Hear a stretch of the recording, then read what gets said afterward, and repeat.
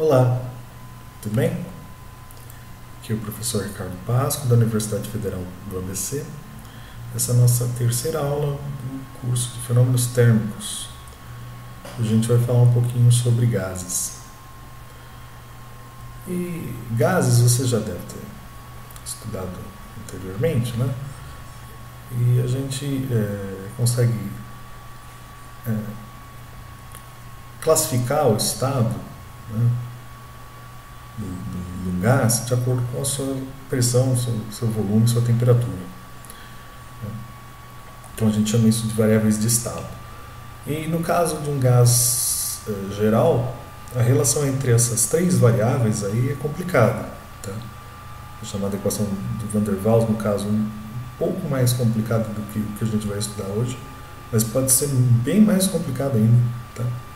Eu vou deixar isso para um outro curso. Mas num caso simples, em que você pode desconsiderar a interação entre as moléculas, ou essas moléculas vão interagir muito pouco, muito fracamente. Tá? Isso acontece normalmente quando a gente tem baixas pressões, né, ou baixas densidades também. Tá? A gente pode simplificar aí essa equação de estado para a equação do gás ideal, né, PV igual a nRT, que você já deve ter visto anteriormente, tá? Onde N é o número de mols, que seria a massa do gás, né, pela massa molar, né? Normalmente essa massa molar é dada em gramas por mol, né, certo? E o R é a constante aí, universal dos gases, que você deve estar acostumado com esse valor aqui, 0,082 aí, litro, atmosfera, mol, Kelvin, tá?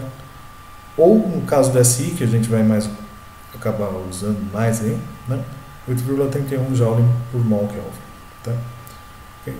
Ao invés de eu dar essa constante, eu posso também te falar que na CNTP, né, condições normais de temperatura e pressão, 1 mol de gás ocupa 22,4 litros, é completamente equivalente a isso. Tá? Você pode substituir esse teu R aqui e achar esse volume, ou seja, o contrário também. Né?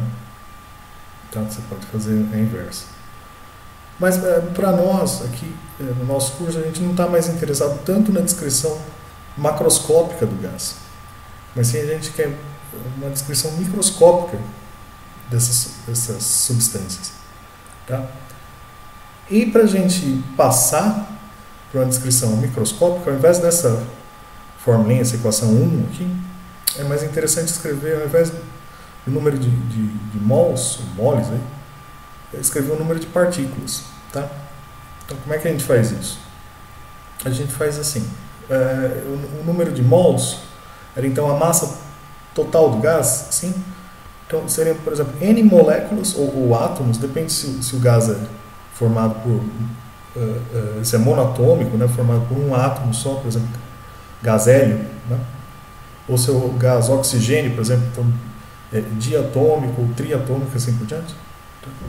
Mas, de qualquer forma, a massa total desse gás, né, seria então N partículas aí, sim, sejam moléculas ou átomos, tá? N partículas vezes a massa de uma dessas partículas, sim? E a massa molar, como já diz o nome, hein, seria a massa de um mol. Um mol é um número gigantesco, aí, é o número de Avogadro, né? 6 vezes 10 a 23 aí, partículas aí por mol. Tá? Então, se você escrever isso, né, para a massa molar e para a massa do gás, a massa da molécula ou do seu átomo corta, né, da sua partícula corta, e você obtém então que o número de mols é na verdade a razão, né, entre o número de átomos por esse número aí, o número de Avogadro. Tá? Ok? Ou seja, se você tiver 6 vezes 10 a 23 partículas, você tem 1 mol. Se você tiver 12 vezes 10 a 23 partículas, você tem 2 mols e assim por diante. Tá? Escrito dessa forma, se você voltar no PVNRT, né, você vai ficar com N, que é o número de partículas que eu quero. Tá? E a razão, uma nova constante aqui seria R sobre o número de Avogadro. Tá? E essa constante aqui é mais fundamental para nós no estudo microscópico aí, tá? Seria a constante de Boltzmann, sim?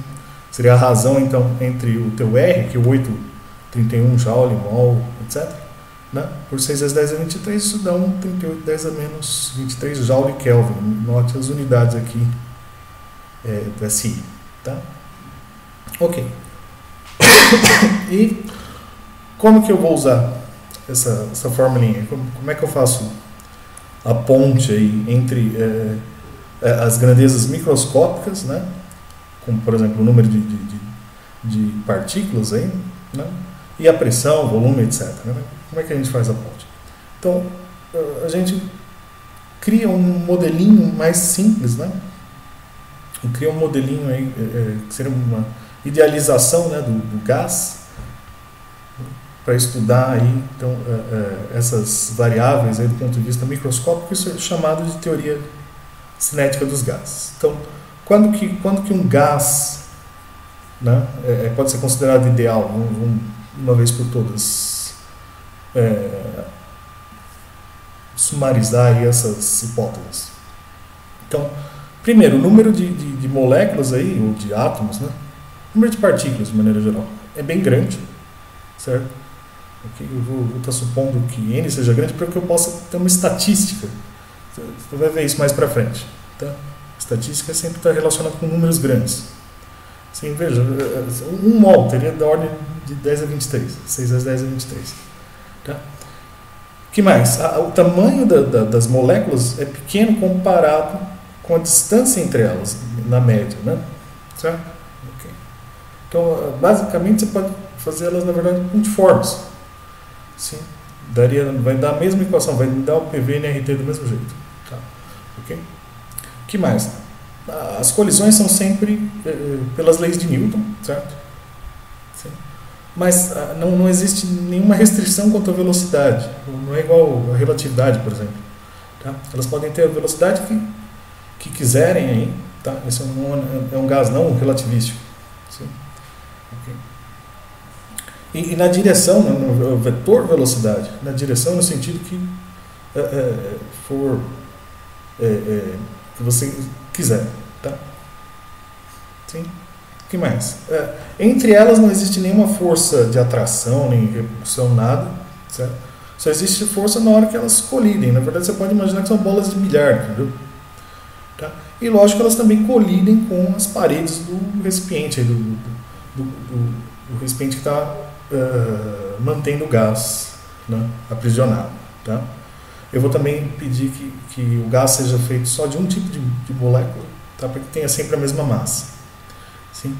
Então, com essas 5 condições aí, essas 5 suposições, aí você consegue derivar essa relação entre grandezas macroscópicas e microscópicas. Tá? Ok, então, como é que a gente faz isso? Né? Bom, você pode fazer numa esfera, pode fazer num cilindro. Eu vou fazer num cubo, que é para simplificar a conta. Tá? Então, imagine que o seu gás está aprisionado num cubo com arestas, né, de tamanho D, aí, DDD. Então, portanto, o volume é D ao cubo. Certo? E você vai pegar uma dessas partículas, né, vou focar em uma dessas N, é um número gigantesco, certo? Eu vou focar uma delas aí para tentar entender como é que acontecem essas colisões. Essas colisões, a maior parte delas acontece, na verdade, com as paredes do recipiente. É isso que te causa pressão. Tá? Isso que a gente vai deduzir. Sim. Bom, para simplificar também, posso complicar, mas imagine que ela está viajando num paralelo aí ao plano XY, que é o plano que está de pé, na verdade, aqui, ó. Na minha figura, aqui é X e aqui é Y. Então o Z está deitado para facilitar. Certo? Está um pouco diferente do que você está acostumado. O Z normalmente é de pé. Né? Então, pensando só no movimento no plano, né? E eu estou sempre supondo que essas colisões não há perda de energia. Sim? Quando a partícula colide com a parede, né? O tamanho do vetor velocidade não muda. Sim? Então, a energia cinética não muda. O que mudam são os componentes. Tá? E, de fato, nessa colisão aqui, pensando no plano, como a tela aí do seu aparelho, o plano XY, né? A componente Y não vai ser afetada. Nesse caso, se a parede aqui está na vertical, se é uma parede vertical. Não? A componente Y não vai ser afetada, mas a componente x, se vinha com um vetor mais Vx, ele vai voltar com menos Vx, tá? Esse I aqui é só para dizer que é a iésima partícula, eu vou somar sobre elas. Sim, eu vou somar de 1 até n, tá? Ok. Então, qual é a variação do momento linear? Ele veio com mais mv, né? E volta com menos mv. Então, no final, né, é o menos mv, menos inicial, menos mv dá menos 2mv. Certo? Isso não é zero, não. Tá? Okay? Então, a partícula tem... Volta aqui na figura. A partícula tem uma troca de momento na direção contrária. Se isso aqui é positivo, é na direção menos. Tá? Ela foi jogada para trás. E, portanto, a parede, né, pela terceira lei de Newton, na verdade, a força na parede vai ser, né, para frente. Sim? Tem isso em mente. Certo? Então, portanto, a gente chegou na variação do momento, né, variação do momento linear. E pelo teorema do impulso, que você viu lá em FEMEC, né, a variação do momento linear é a força média vezes o tempo. Tá? Certo? E aí, portanto, a força média vai ser o ΔP sobre ΔT. Né? ΔP é menos 2mv, então fica menos 2mv ΔT. Legal, achei a força média que uma partícula faz, né? Quer dizer, que a parede faz sobre essa partícula. Certo? E qual é o ΔT? O ΔT, na verdade, é o tempo, né, que dura a colisão. O tempo que dura a colisão é, em geral, minúsculo. Né? Super, super rápido. Mas eu não tenho muito como avaliar isso. Mas eu vou tentar aproximar, que não é tão distante assim, de um tempo que eu consigo calcular, que é o seguinte. Imagina, né, que entre uma colisão e a outra, por exemplo, eu acabei de colidir nessa parede aqui, ó, nessa parede positiva, aqui do lado positivo. Acabei de colidir. Eu tenho que voltar na outra parede que está para trás, ou seja, vou andar D. E andar mais D de novo para frente para voltar a colidir com a mesma parede. Então eu vou andar 2D. Sim? Então andando 2D, né, com a componente x da velocidade, eu acabo, né, pelo menos estimando aí que esse tempo, né, entre colisões sucessivas, né, na mesma parede seria então 2 vezes a aresta aí do cubo, né, pela velocidade que eu estou viajando na direção x. Certo? Então, se eu substituir esse tempo aqui embaixo, né, o 2 corta, né, eu vou inverter e multiplicar e vou ficar com um Vx ao quadrado aqui em cima. Tá? Ok, mas isso é a força sobre a molécula, que é para esse lado aqui, no caso para a esquerda. Qual é a força na parede? Que eu quero saber, a pressão são nas paredes do teu gás, do recipiente que contém o gás. Tá? Então seria mais, né? Seria mais mv ao quadrado sobre d. Só que isso é para uma partícula. Então uma partícula faz uma forcinha de nada. Mas se você tiver um número gigantesco de partículas, você vai ter uma força mensurável assim. Tá? Então a força média aí, né, sobre essa parede aí da direita, né, seria então o quê? Vai ser a soma, né, das n partículas aí, né, como elas têm a mesma massa e a aresta do cubo aqui é constante, eu posso tirar isso da soma, né, certo? Eu vou ficar então com a soma das velocidades ao quadrado, sim? Eu vou fazer um truquezinho, eu vou escrever o número de partículas em cima e embaixo, tá? Eu vou escrever o número de partículas aqui na frente, o número de partículas aqui dentro desse parênteses aqui. E aqui, de cara, você já percebe que isso é, na verdade, uma média. Sim, seria a média, né, das velocidades ao quadrado, dos componentes x das velocidades ao quadrado dessas n partículas. Tá? Isso que a gente chama de ver o quadrado aqui, com uma barra em cima. Certo? Esse x para eu lembrar que é na direção x. Certo? Ok. Mas quanto que vale isso? Eu ainda não tenho isso, né? Eu não sei essa velocidade ao quadrado em x, a média dessas velocidades ao quadrado em x, né? Mas eu consigo relacionar com as outras direções e, na verdade, com o vetor velocidade total ao quadrado. Né? Como não faz diferença x, y, z aqui, lógico, eu estou ignorando efeitos gravitacionais porque essa massa é muito pequena. Tá? Não faz a menor diferença? Não. Então, x, y e z, na verdade, estão em pé de igualdade. São equivalentes. Tá? Então, a velocidade, né, a média das velocidades ao quadrado na direção do x é a mesma coisa que na direção y, que é a mesma coisa na direção z. Então, se essas três são iguais, o seu vetor velocidade ao quadrado, a média dele, que seria a soma, né, é o Pitágoras, né, das três componentes, na verdade, seria 3 vezes uma delas. Seria 3 vezes o Vx ao quadrado médio, né? E, portanto, o Vx ao quadrado médio é 1/3, né, da média da velocidade ao quadrado. Então, eu posso voltar na fórmula aqui de trás, né? Só um segundinho aqui. Vou voltar aqui, vai ficar o V ao quadrado médio dividido por 3. Então, a nova fórmula aí para força tem um 3 aqui embaixo, certo? Bom, acabou. Porque o que eu queria era relacionar com a pressão, por exemplo. Na próxima aula eu vou relacionar com a temperatura, mas nessa aula eu quero relacionar com a pressão. Então, pressão é o quê? Força por área, né? Sabe? A área dessa parede aqui, que é d ao quadrado, sim? Então eu vou dividir, vou ficar com d ao cubo, que é o volume. Então eu ganho um V aqui embaixo, certo? Tá ótimo, perfeito. Tá? Eu só vou fazer eu só vou reescrever de um jeito que fique mais visível o que eu quero mostrar. Eu vou pôr um 2 aqui, junto com esse 3 que eu já tinha, para escrever meio aqui de mv ao quadrado, que é simplesmente a energia cinética média, né? Certo?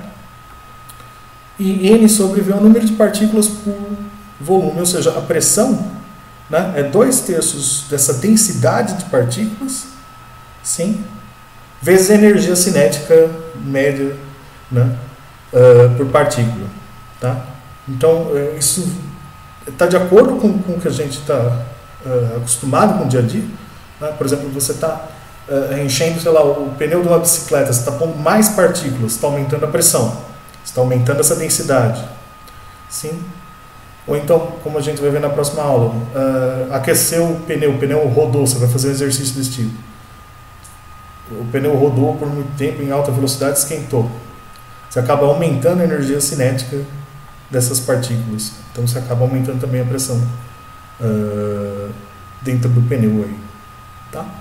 Okay, então essa é a fórmula-chave aí, que relaciona então a pressão, que é uma grandeza macroscópica, né, com essa grandeza microscópica, que seria essa energia cinética média das partículas. Tá? Okay. Na próxima aula eu vou falar um pouquinho mais sobre a temperatura. Na verdade, esse termo aqui, obviamente, vai ter a ver com a temperatura. Tá? Vamos fazer um exercíciozinho rápido para fechar. Então, lembre-se do seguinte, né? As incertezas podem ser escritas mais ou menos, né? Aqui no caso seria 0,01, né? Ou desse jeito abreviado, talvez você não tenha visto, mas estaria aqui no 5 essa incerteza de 1, tá? Okay? Então, imagine um quarto aí com medidas 2,95, 2,70, 2,62. Na verdade, eu medi o meu próprio quarto aqui com a treina, né? E para pôr os números aqui. A 21 graus Celsius, mais ou menos a temperatura que está agora, a cerca de uma atmosfera, 101 kPa, né? Como é que fica o volume, né, e o número de moléculas e as incertezas agora, certo? Então, só tem incerteza nas medidas aqui, sim? Na temperatura e na pressão não tem. Então, você pode considerar eles exatos, tá? Então, como é que fica esse exercício? É o exercício do Survey, só que eu pus a mais aí incerteza. Tá? Okay? E os números aí eu tirei, né, do meu cômodo aqui, do meu quarto. Então fica como? Bom, o volume é óbvio, né? Isso é uma caixa aí, então vai ser lado vezes lado vezes lado, certo? ABC você chega aí em 20 nos quebrados metros cúbicos, tá? Legal. Então, como é que eu calculo a incerteza do volume? Eu tenho que usar aquela formulinha da propagação de incerteza que você deve ter visto em FEMEC. Se você nunca viu isso, isso é dessa forma aqui. Se tiver mais variáveis, eu vou ter que somar mais termos aqui. Sim? Por exemplo, depende de A, depende de B, depende de C, depende de D, eu teria um quarto termo, sei lá, de outra letra, depende de E, assim por diante. E aqui vai ser a derivadinha parcial que você já deve estar vendo, pelo menos está começando a ver em FVV, tá? Okay? Como é que é a derivada parcial? Então, aqui é super simples, certo? Eu vou derivar V em A, certo? E o B e o C são constantes, então só sobra quem? BC. Sim? Eu elevo ao quadrado, é a incerteza em A. Mesma coisa para o próximo aqui. Vou derivar em B, então vai sumir, vou ficar só com A e C. Vou elevar ao quadrado e assim por diante. Certo? Aqui, se você puser os números aqui, esse sigma é o mesmo para todos, né? É 001 aqui. Ó. Vai elevar ao quadrado, tirar da raiz, vai continuar sendo 001, já vou deixar aqui fora. Tá? Você só precisa fazer os outros. Entendeu? Então, BVC, 2.7 vezes 2,62, assim por diante. Tá? Vai tirar a raiz quadrada, deu 0,1316. Precisa de tudo isso? Não. Eu já comentei, é só um algarismo significativo. Tá? Tem livro que usa 2, mas um já basta. Sim? Um já basta. Tá? Então, eu não tenho toda essa precisão aqui. Ó. Certo? Eu vou parar em 0,1 metros cúbicos. E lógico, eu vou arredondar aqui para 20,9. Tá? Então, 20,9 mais ou menos 0,01, ou do jeito preguiçoso aqui, 20,9 com 1 entre parênteses. Tá? Eu estou brincando que é o jeito preguiçoso, mas esse é o jeito mais moderno de mostrar uma incerteza. Todo artigo científico hoje em dia, quase todo, usa dessa forma aqui, nessa notação. Tá? Ou seja, a incerteza é no 9 aqui. Ó. Sim. Legal. Então, já dava para suspeitar. Né? Aqui tinha 3 algarismos significativos, então esse aqui é o duvidoso, né? O 5 aqui era o duvidoso, aqui seria o 9, também no terceiro algarismo significativo. Tá? Como é que fica o número de moléculas, ou sei lá, a massa, para vocês vão usar, na verdade, a fórmula reduzida aqui. Tá? Como é que fica isso? Bom, eu tenho que calcular PV NKT, certo? Eu quero o número de moléculas, então eu já vou usar na forma microscópica aqui, com N aqui, tá? Porque é mais parecido com microscópico. Bom, como sempre, Kelvin, né? Para usar essas formulinhas aqui, sempre Kelvin, eu vou transformar, não vou nem carregar o vírgula 15 aqui, porque já tem só 3 algarismos significativos. Então ficaria 294, 21 graus Celsius, certo? Ok? Isola aqui o N, né? Então vai ficar PVKT. Então, 101 kPa, então tem 10 a terceira aqui do quilo. Tá? Pascal já é Newton por metro quadrado, já é SI. O volume eu calculei agora, 20,9 metros cúbicos, certo? A constante de Boltzmann 38, 10 a menos 23, e a temperatura eu acabei de transformar aqui 294, você chega então no número de partículas, que é um número puro, se quiser não precisa nem pôr unidade, né? Não tem unidade. Certo? Daria então da ordem de uns 5.000, né? Vezes 10 a 23 aí, certo? Ok. Ou seja, dá cerca de 1.000 mols, tá? Da ordem de 1.000 mols, certo? Legal. Acabou? Não, esse é o número de partículas, mas eu preciso ter certeza dele. Como é que eu calculo isso? Então, nota, olha essa fórmula aqui. O número de partículas depende, então, de pressão, a constante aqui, temperatura e volume. Só há incerteza no volume, certo? A pressão e a temperatura aqui, eu não pus incerteza, você considera ele exato. Então, a fórmula, ao invés de ter a raiz quadrada, da derivada ao quadrado, etc., ela se simplifica, né? Para quando, volta aqui um segundo, para quando você só tem uma variável, né? Fica raiz quadrada do número ao quadrado, então, módulo, né? Raiz quadrada da incerteza, a incerteza é sempre positiva, sim, uma soma de quadrados, sim, então pode tirar direto, né? Esses outros aqui não tem, certo? Então fica simplesmente o módulo da derivada vezes a incerteza do volume, tá?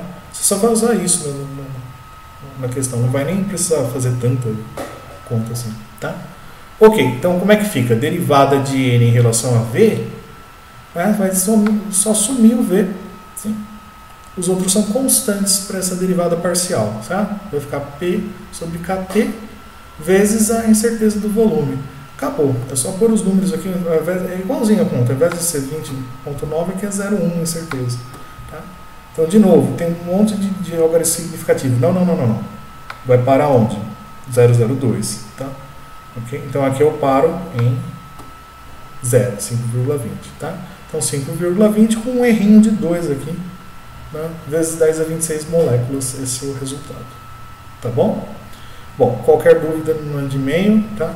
Já tem monitoria aí, eu não sei exatamente que dia que começa, né? Mas tire suas dúvidas comigo ou com a monitoria, tá bom? Isso aí, tchau.